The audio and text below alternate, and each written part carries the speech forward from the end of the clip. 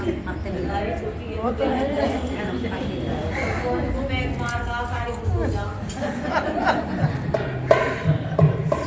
यदि विवाह के उपरांत पुरुष कोई धर्म कार्य करना चाहे तो वो अकेला नहीं कर सकता। अगर वो अकेला करेगा तो फ्री फंड में आपको 50% मिल जाए, चिंता मत करो। उनको करने दो, अकेले करते हैं तो 50% तो मिल गया आपको। लेकिन यदि पुरुष ध्यान रखे, यदि स्त्री अकेले कोई धर्म कार्य कर रही है तो 100% वो ही ले जाएगी, तुम्हें कुछ नहीं मिलना। इसीलिए धर्म कार्यों में यदि हमारी पत्नी, माता, पिता, बहन करवाना चाह रही है, करना चाह रही है, तो हम उसका सहयोग करें और उस 50% को ले, उसको देने न दे। 100% तू ले, मुझे दे दे थोड़ा। सही बात। इसलिए हम रोके ना, हम सहयोग करें उनको। अर्धनारीश्वर भगवान ने ये दो रूप दिखलाए, जब आधा शिव भगवान का रूप, आधा नारी का रूप, वही है पति पत्नी का रूप। शिव और शक्ति, यदि शिव हट गया तो शक्ति अधूरी है, यदि शक्ति हट गई तो शिव अधूरा है। ऐसे ही पति पत्नी, यदि पति धर्म कार्य में ना लगे तो पत्नी अधूरी है, और यदि पत्नी ना लगे तो पति भी अधूरा है। इसलिए हम जब भी कोई धर्म कार्य करने के लिए जाते हैं तो सब शास्त्र कहते हैं कि जोड़े के साथ करो तो ज्यादा फल मिलेगा, घर में हमारे सुख शांति बनी रहेगी। तो इसीलिए हम निराश ना हो जब पुत्री का जन्म हमारे घरों में होता है।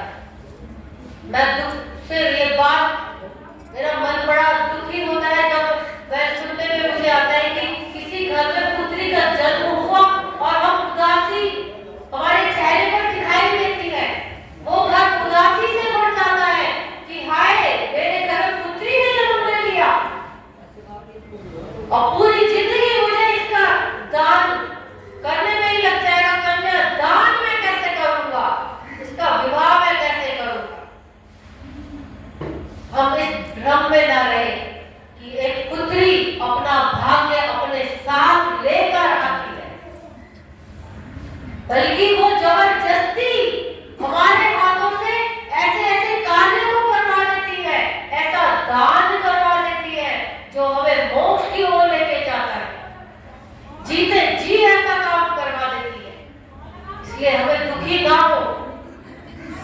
जब कन्या का जन्म हो तो हम भगवती परमात्मा से प्रार्थना करें, उनसे हम विनती करें कि हे मां जगदम्बे, तुमने कृपा करी और मेरे घर में पुत्री को भेज दिया। मेरा परिवार अब जीना सीख जाएगा, उसमें संस्कार आ जाएंगे। हम ज्यादातर देखते हैं कि परिवार में जहां पुत्र ही पुत्र है, वहां पर रहन सहन कुछ विभिन्न प्रकार का होगा। कभी भी कोई आ रहा है, कभी भी कोई जा रहा है, वो घर घर नहीं होटल है, होटल। कभी भी आओ कभी भी जाओ, कोई टाइम नहीं, क्योंकि चिंता नहीं रहती। फिर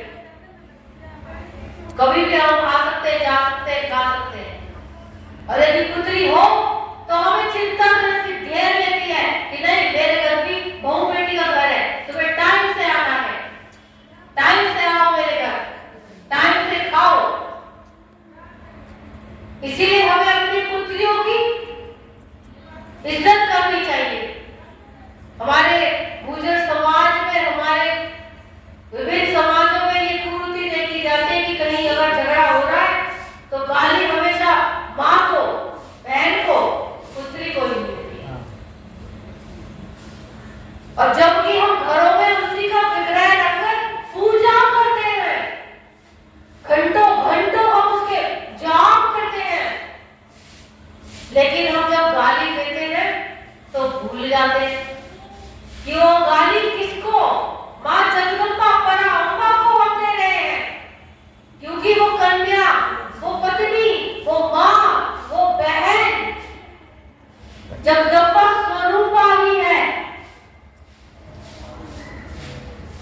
हम सम्मान करें उनका।